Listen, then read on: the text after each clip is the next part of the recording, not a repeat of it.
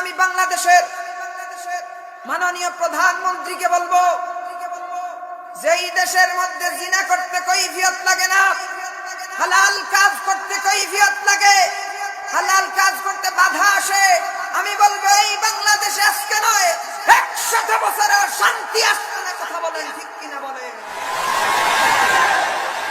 চাঁপাইনবাবগঞ্জবাসী কেমন আছেন?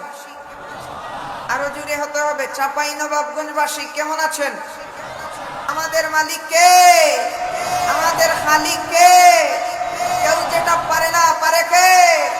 কেউ যেটা দেখে না দেখে কে? কারু যেটা দেওয়ার ক্ষমতা নাই সেটা দেওয়ার ক্ষমতা আছে যার, তিনি কে? প্রত্যেকটা দিন পূব আকাশ দিয়ে সূর্য উঠে পশ্চিম দিকে ওই সূর্য অস্ত যায় কার ইশারা? এজন্য সেই মহান রব্বুল আলামিনের ইলাহিয়তের দরবারে আবারও শুকরিয়া আদায় করতেছি। সকলে পড়ি আলহামদুলিল্লাহ। মা বলতেছেন ছেলে পছন্দ হয় নাই, একটা ছেলে উনার মেয়েরে বিবাহ করে নিয়েছে। শরীয়তের দৃষ্টিতে সেই বিবাহটা হয়ে গেছে। শরীয়তের দৃষ্টিতে সেই বিবাহটা কি হয়ে গেছে? কি হইছে? হয়ে গেছে। অনেক মুফতি সাহেবদেরকে জিজ্ঞেস করা হয়েছে, হুজুর এই বিবাহটা কি হয়ে গেছে? বললেন হ্যাঁ হয়ে গেছে। মায়ের কাছে বলা হলো সেই কথাটা যে মুফতিয়ানে কেরামরা বলেছেন যে বিবাহটা হয়ে গেছে, শরীয়তে বিবাহটা হয়ে গেছে। ওই সময় মা বলছেন শরীয়তে আমার মেয়ের জন্ম দিছে নি, শরীয়ত টরিয়ত মানি না, পুলারে পছন্দ হয় নাই, আমার মেয়ের বিবাহ দেব। জুড়ে বললেন দেব। কেন জানেননি? ছেলের ফ্যামিলি একটু গরিব, ছেলের ফ্যামিলি একটু গরিব, উনার মাইয়া একটু সুন্দর, লন্ডনী, আমেরিকানি, ইউরোপিয়ান সরকারি চাকরিজীবীর কাছে ওইটারে বিক্রি করন যাইব, ঠিক কিনা বলেন? এজন্য শরীয়তে বিবাহ হইয়া গেছে, ওইটারে না মানিয়া বলে কি শরীয়তে মেয়ে জন্ম দিছে। ধীরে বলেন জন্ম দিছে নি, পড়েন না নাউজুবিল্লাহ। এখন যদি ওই মেয়েটারে অন্য জায়গায় বিয়া দিয়া দেয় তাইলে জিনার সম্পর্ক তৈরি হইল কি হইল না? ধীরে বলেন হইল কি হইল না?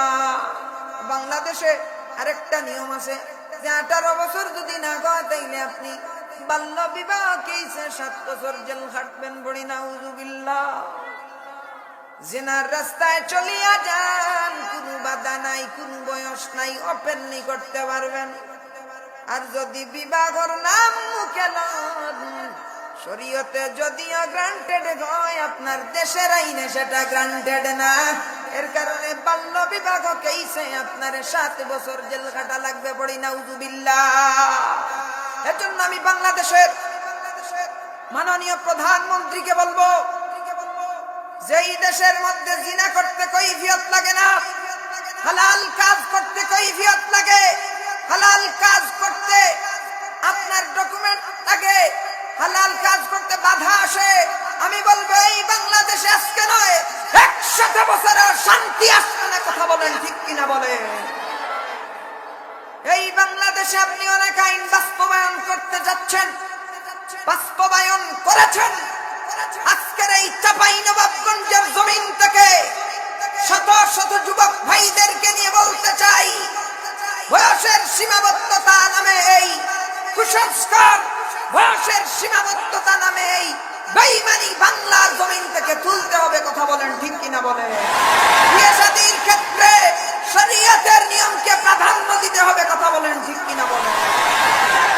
হয়তো আজকে নয় 100 বছরে বাংলাদেশ ঠিক হবে না, 100 বছরে এই দেশ থেকে ধর্ষণ কমবে না। কেন? কারণ যেই দেশে জিনা করতে কোনো কৈফিয়ত লাগে না, হালাল কাজ করতে কৈফিয়ত লাগে, এই দেশে কেমনে শান্তি?